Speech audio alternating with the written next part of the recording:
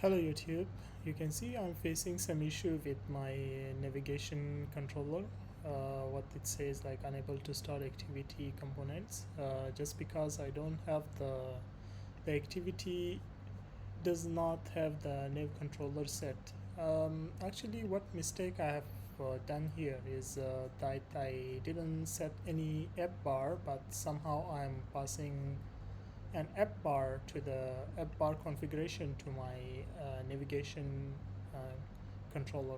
So what I need to do here, I just since I'm not using an app bar, so what I have to do is just need to comment this line and also this line, and then I can only run my application.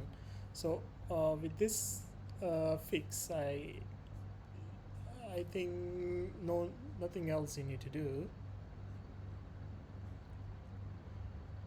By commenting these lines, you can simply get rid of this controller does not set controller error.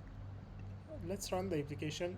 I definitely have another issue which like actually linked to this file, but I will just show you if this issue is already resolved. Okay, so this issue is already resolved. I can just clear the log and run again to show you like it's not showing the previous error, but it's like something different. This different error is because of my this file task flow application. So actually by commenting these lines or removing these lines, we already fixed our app bar navigation controller error.